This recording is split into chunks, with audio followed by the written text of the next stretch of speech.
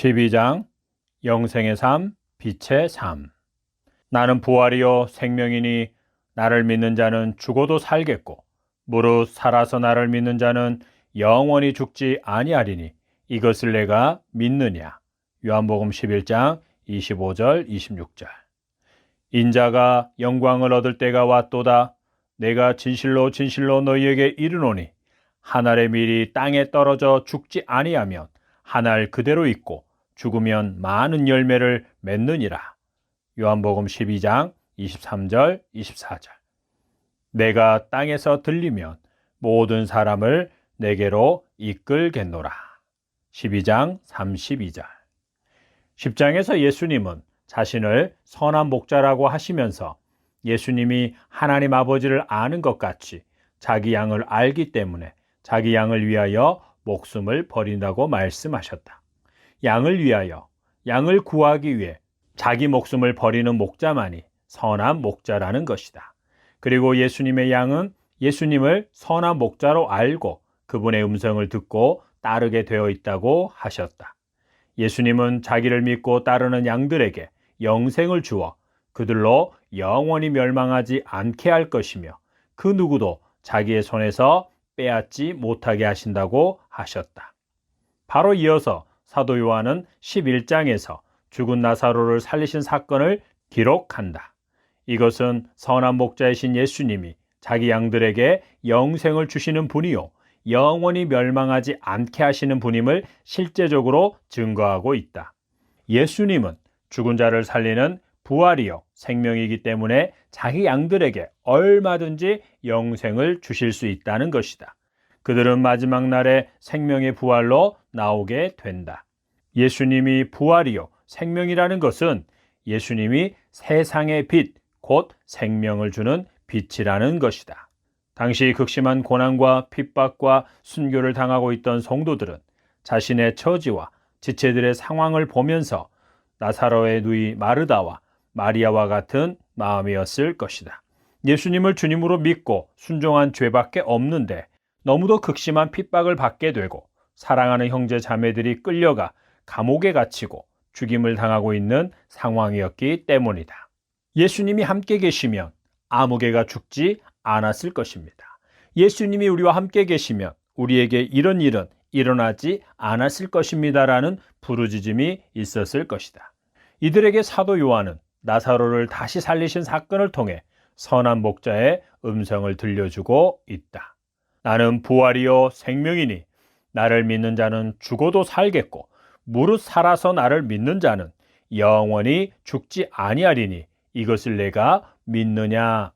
이에 대해 마르다는 주여 그러하에다 주는 그리스도시요 세상에 오시는 하나님의 아들이신 줄 내가 믿나이다라는 매우 원론적인 신앙 고백만을 한다. 예수님이 지금 나사로를 살리러 오셨다는 것을 믿는 믿음에는 이르지 못한 기초적인 믿음의 고백이다. 그래서 마르다는 예수님이 무덤 앞에서 돌을 옮겨 놓으라고 했을 때 주여 죽은 지가 나흘이 되었음에 벌써 냄새가 나나이다 라고 대답한 것이다. 그러자 예수님은 마르다를 약간 꾸짖듯이 내 말이 내가 믿으면 하나님의 영광을 보리라 하지 아니하였느냐라고 말씀하신다. 돌이 옮겨졌고 예수님은 무덤 앞에서 눈을 들어 하늘을 우러러 보시면서 아버지여 내 말을 들으신 것을 감사하나이다. 항상 내 말을 들으시는 줄을 내가 알았나이다. 그러나 이 말씀하옵는 것은 둘러선 무리를 위함이니 곧 아버지께서 나를 보내신 것을 그들로 믿게 하려 함이니이다 라고 기도하셨다. 그 후 예수님이 나사로를 부르시니 나사로가 수족을 배로 동인 채로 무덤에서 걸어 나왔다. 나사로는 실제로 다시 살아났다. 그러나 당시 수많은 성도들은 가장 훌륭한 믿음을 가지고 있었음에도 여전히 고난을 당하고 쫓겨남을 당하고 감옥에 갇히거나 죽임을 당했다. 그들 중에 다시 살아난 이는 없었다. 그런데 그들에게 나사로의 이야기를 하는 이유가 무엇인가? 상대적인 박탈감을 갖게 하려는 것인가? 그들의 믿음에 문제가 있다는 것을 지적하기 위함인가? 그렇지 않다. 예수님이 나사로를 살리신 사건은 물이 포도주가 되게 하신 것과 같이 표적이다. 마르다나 마리아와 같이 신앙의 회의를 갖거나 예수님에게 실족할 수 있는 상황에 놓여 있는 성도들의 믿음을 굳건하게 붙잡아주는 표적이다. 그러므로 예수님이 마르다에게 내가 믿으면 하나님의 영광을 보리라고 하신 말씀과 하나님을 향해 기도하신 내용은 성도들로 하여금 더욱 견고하게 예수님을 믿고 따르라는 권면의 말씀이다. 믿으면 문제가 해결되고 상황이 호전되는 것을 볼 것이다 하는 것이 아니라 마지막 날 생명의 부활을 경험하게 된다는 것이다. 이것은 사도 바울이 데살로니가 교회 성도들에게 권면한 말씀과 같다. 형제들아, 자는 자들의 관하여는 너희가 알지 못함을 우리가 원하지 아니하노니 이는 소망 없는 다른 이와 같이 슬퍼하지 않게 하려 함이라. 우리가 예수께서 죽으셨다가 살아나심을 믿을진대 이와 같이 예수 안에서 자는 자들도 하나님이 그와 함께 데리러 오시리라. 우리가 주의 말씀으로 너희에게 이것을 말하노니 주께서 강림하실 때까지 우리 살아남아 있는 자도 자는 자보다 결코 앞서지 못하리라. 주께서 호령과 천사장의 소리와 하나님의 나팔 소리로 친히 하늘로부터 강림하시리니 그리스도 안에서 죽은 자들이 먼저 일어나고 그 후에 우리 살아남은 자들도 그들과 함께 구름 속으로 끌어올려 공중에서 주를 영접하게 하시리니 그리하여 우리가 항상 주와 함께 있으리라. 그러므로 이러한 말로 서로 위로하라. 데살로니가전서 4장 13절부터 18절. 사도 요한은 나사로를 다시 살리신 표적을 통해 예수님이 선한 목자로서 양들을 위해 죽으셨지만 다시 살아나실 뿐만 아니라 예수님 안에서 죽은 자들을 능히 다시 살리시는 분임을 증거하고 있다.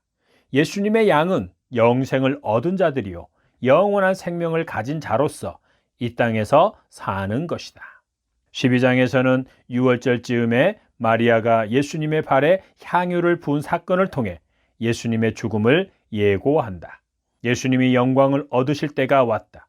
오빠를 장사 지낸 마르다에게 내가 믿으면 하나님의 영광을 보리라고 하시고 나사로를 다시 살리신 예수님은 자신의 죽음이 임박했을 때 영광을 얻으실 때가 왔다고 하셨다. 예수님이 영광을 얻는 것은 하나님 아버지의 이름을 영광스럽게 함으로써 얻는 것이다. 아버지의 이름을 영광스럽게 한다는 것은 예수님을 보내신 아버지의 뜻에 즐거이 순종하는 것이다. 아버지의 뜻은 한 알의 밀알이 땅에 떨어져 죽어야만 많은 열매를 맺을 수 있는 것처럼 예수님이 죽으심으로 자기 양들 또한 우리에 들지 않은 다른 양들까지 다 불러 모으시는 것이다. 예수님은 바로 이때를 위해 오신 것이다. 그래서 죽음의 문턱에서 아버지여 아버지의 이름을 영광스럽게 하옵소서라고 기도하신다. 이런 가운데 예수님은 자기를 섬기고자 하는 자들에게 사람이 나를 섬기려면 나를 따르라. 나 있는 곳에 나를 섬기는 자도 거기 있으리니 사람이 나를 섬기면 내 아버지께서 그를 귀히 여기시리라고 말씀하신다. 이는 예수님이 아버지의 뜻을 따라 하나님을 위해 한 알의 밀알이 되어 죽은 것처럼 예수님을 믿고 따르는 자들도 하나님 아버지의 영광을 위해 예수님의 뒤를 따르라는 것이다. 바로 이런 사람을 아버지께서 예수님처럼 귀하게 여겨 주신다는 것이다. 이것은 하나님 아버지께서 예수님에게 내가 이미 영광스럽게 하였고 또다시 영광스럽게 하리라고 응답하신 것처럼 예수님을 따르는 자들을 영광스럽게 하신다는 것이다. 그러면 내가 이미 영광스럽게 하였고 또다시 영광스럽게 하리라는 말씀은 무슨 뜻인가? 예수님을 통해 이미 아버지의 이름이 영광스럽게 되었고 또다시 영광스럽게 하시겠다는 것은 무엇인가? 예수님이 아버지의 뜻을 따라 죽으시겠다고 하신 것이 아버지의 이름을 영광스럽게 한 것이다. 십자가의 죽음을 받아들이시는 것 자체가 이미 죽으신 것이나 마찬가지다. 그리고 넓게는 성육신 때부터 십자가에 죽으시기까지의 삶이 아버지의 뜻에 온전히 순종하신 삶이었기 때문에 예수님의 삶과 죽으심을 통해 이미 아버지의 이름이 영광스럽게 되었다는 것이다. 예수님의 삶은 아버지가 예수님 안에, 예수님이 아버지 안에 거하는 하나됨을 이룬 삶이었다. 그래서 예수님이 하신 모든 말씀과 모든 일들은 아버지께서 하고자 하신 일이었다. 이것이 진정한 순종이다. 하나님 아버지께서 또다시 예수님을 통해 자기의 이름을 영광스럽게 하시겠다는 것은 십자가에 못 박혀 죽기까지 복종하신 예수님을 다시 살리시고 지극히 높여 모든 이름 위에 뛰어난 이름을 주시겠다는 것이다. 하나님 아버지의 보좌 우편에 앉히시고 모든 피조물을 예수님의 권세 아래 두시고 심판의 권세까지도 예수님에게 맡기시겠다는 것이다. 아들이 높임을 받는 것은 곧 아버지의 영광이다. 예수님을 믿고 따르기 원하는 자들은 예수님처럼 이 세상에서 자기 생명을 사랑하지 않고 미워하고 곧 세상의 삶에 집착하지 않고 예수님을 섬기며 예수님의 뒤를 따라야 한다. 이로 인해 하나님 아버지의 이름이 영광스럽게 되고 아버지께서도 그를 영광스럽게 해주시는 것이다. 이것은 예수님이 우리가 모든 것을 버리고 주를 따랐나이다 라고 말하는 베드로와 제자들에게 내가 진실로 너희에게 이르노니 나와 복음을 위하여 집이나 형제나 자매나 어머니나 아버지나 자식이나 전토를 벌인 자는 현세에 있어서 집과 형제와 자매와 어머니와 자식과 전토를 100배나 받되 박해를 겸하여 받고 내세에 영생을 받지 못할 자가 없느니라고 말씀하신 것과 같다. 마태복음 10장 28절부터 30절 참조. 이 말씀은 당시 믿음 때문에 핍박을 받아 가족 중에 누구는 감옥에 갇히고 누구는 순교를 당하고 또는 집과 땅을 빼앗기고 온 가족이 강제로 이주해야 하는 상황에 있는 성도들에게 하신 것임을 전제하고 그 상황에서 해석하고 적용을 해야 한다. 예수님과 복음 때문에 부모와 형제를 빼앗긴 자, 곧 버린 자는 예수 그리스도 안에서 수많은 부모 형제를 얻게 되고 반드시 하나님의 나라를 유업으로 얻게 된다는 말씀이다. 마태복음 19장에서는 세상이 새롭게 되어 인자가 자기 영광의 보좌에 앉을 때에 나를 따르는 너희도 12보좌에 앉아 이스라엘 12지파를 심판하리라고 하셨다.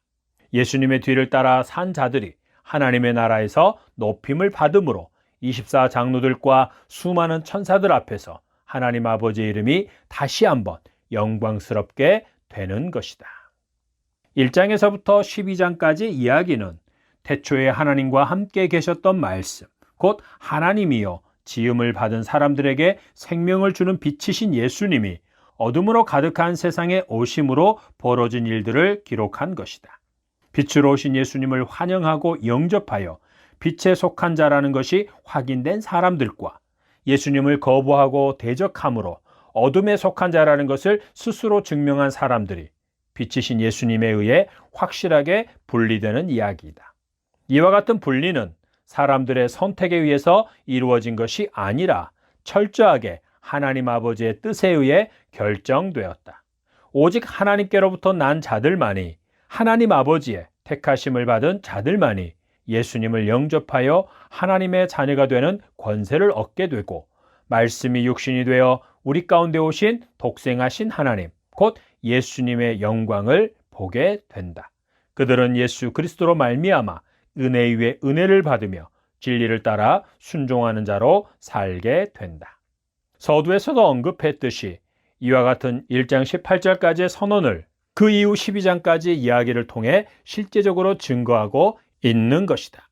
택함받은 자들의 고백, 곧 세례 요한과 안드레, 빌립, 나다나엘의 고백, 그리고 의심하는 자, 곧 니고데모의 질문에 대한 답변, 소외당하고 차별받은 여인인 사마리아 여인과의 대화, 그리고 가나에서의 표적과 왕의 신하를 고치시고 38년 된 병자를 고치신 사건으로 인한 유대인들과의 대립, 오병이어 표적, 음행 중 잡혀온 여자의 사건과 날 때부터 시각장애인이었던 자의 눈을 뜨게 한 사건, 마지막으로 죽은 나사로를 살리신 사건 등을 통해 빛으로 오신 예수님으로 인해 빛에 속한 자, 곧 하나님께 속한 자와 어둠에 속한 자, 곧 마귀와 세상에 속한 자가 분리되는 것을 시각적이고 역동적으로 보여주고 있다. 사도 요한은 예수님이 12장에서 종려나무 가지를 흔들며 호산나를 외치며 예수님을 환영한 유대인 무리에게 자기의 죽음을 예고하신 후 그들을 떠나가서 숨으셨다고 말한다. 예수님이 그렇게 많은 표적을 그들에게 행해 보이셨으나 믿지 않았기 때문이다. 이것은 하나님 아버지께서 그들에게 돌이켜 고침을 받는 은혜를 베풀어 주지 않았기 때문이다. 반면에 관리 중에서 예수님을 믿는 자들이 있었으나 그들은 유대교회에서 출교를 당할까 두려워하여 믿음을 드러나게 고백하지 못했다. 이에 대해 요한은 그들이 사람의 영광을 하나님의 영광보다 더 사랑하는 사람이라고 단정 짓는다. 12장까지의 과정, 특히 표적과 사건, 그리고 예수님과 유대인들과의 대립과 긴장, 적대 관계가 진행되는 과정 속에서 빛으로 오신 예수님이 어떤 분이신지와 어떠한 권세를 가지셨고 하나님 아버지께서 택하셔서 예수님께로 보내주신 자, 곧 자기 양들을 어떻게 대하시는지를 확실하게 증거하고 있다. 이것은 택함을 받은 자, 곧 AD 80년경 극심한 핍박을 받고 있는 초대교회 성도들의 믿음을 굳건하게 하는데 매우 효과적인 방법이 아닐 수 없다. 또한 당시 성도들을 핍박하는데 앞장섰던 세력이 바로 유대인들이었는데 그들이 예수님에게 사사건건 시비를 걸고 대적하며 돌로 쳐 죽이려고 한 모습과 그에 따른 심판의 말씀을 통해 큰 위로와 확신을 갖게 된 것이다. 이 부분에 대해서는 마가복음이 탁월하다. 또 한 가지 눈여겨볼 것은 12장까지는 예수님이 유대인 무리 가운데서 그들과의 관계에서 사역을 하신 것이라면 13장부터 17장까지는 하나님께로부터 난 자, 하나님께서 예수님께 보내주신 양들로 대표되는 12 제자들에게 집중하신다는 것이다. 예수님은 유대인 무리 가운데서 행하신 사역을 다음과 같은 말씀으로 마무리 지으시고 제자들을 위한 사역으로 넘어가신다. 나를 믿는 자는 나를 믿는 것이 아니요 나를 보내신 이를 믿는 것이며 나를 보는 자는 나를 보내신 이를 보는 것이니라. 나는 빛으로 세상에 왔나니 물은 나를 믿는 자로 어둠에 거하지 않게 하려 함이로라. 사람이 내 말을 듣고 지키지 아니할지라도 내가 그를 심판하지 아니하노라. 내가 온 것은 세상을 심판하려 함이 아니요 세상을 구원하려 함이로다. 나를 저버리고 내 말을 받지 아니하는 자를 심판할 리가 있으니 곧 내가 한 그 말이 마지막 날에 그를 심판하리라. 내가 자의로 말한 것이 아니요 나를 보내신 아버지께서 내가 말할 것과 이룰 것을 친히 명령하여 주셨으니 나는 그의 명령이 영생인 줄 아노라. 그러므로 내가 이루는 것은 내 아버지께서 내게 말씀하신 그대로니라.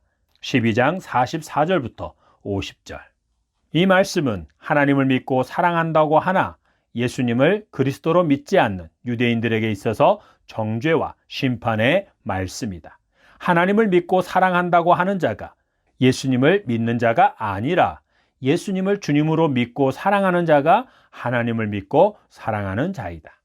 또한 예수님을 믿는다고 하면서도 예수님의 말씀에 순종하지 않고 어둠 가운데서 어둠의 일을 하고 있는 자칭 성도, 자칭 하나님의 자녀들에게도 정죄와 심판의 말씀이다. 예수님은 예수님의 말씀을 읽거나 듣고도 순종하지 않으면 마지막 날에 심판의 부활, 곧 지옥 심판을 받게 될 것이라고 선언하신다. 예수님이 그들을 정죄하고 심판하셨다는 것이 아니라 그들이 예수님을 믿지 않고 예수님의 말씀을 따르지 않으므로 스스로 정죄와 심판을 당하는 것이다. 예수님은 하나님 아버지께서 택하시고 자기에게 보내주신 양들을 위해 진리를 말씀하시고 양들을 위해 죽으셨다. 양들은 예수님을 믿고 따를 것이며 말씀대로 순종하게 된다. 제자들을 위한 사역인 제자들의 발을 씻어주신 13장의 사건부터 예수님이 기도하신 17장까지는 예수님이 자기 양들에게 빛의 자녀들로서 빛의 삶을 살라고 간곡하게 부탁하신 말씀이요. 빛의 삶, 곧 열매를 맺는 삶을 사는 원리와 그런 삶을 살도록 도와주는, 살게 하시는 다른 보혜사를 보내주시겠다는 약속의 말씀이다.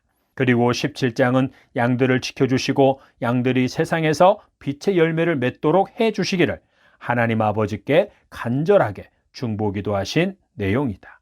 18장부터 20장에 걸쳐서 예수님이 잡히시고 죽으셨다가 다시 살아나신 것을 밀착 취재하듯이 기록하고 있는 것은 13장부터 17장의 약속과 기도가 응답되도록 하기 위해 예수님이 양들을 위해 죽으셨다가 부활하셨다는 것을 말해주고 있다. 그래야만 다른 보혜사가 오셔서 빛의 자녀가 된 자들로 하여금 빛의 삶, 빛의 열매를 맺는 삶을 살게 하시기 때문이다.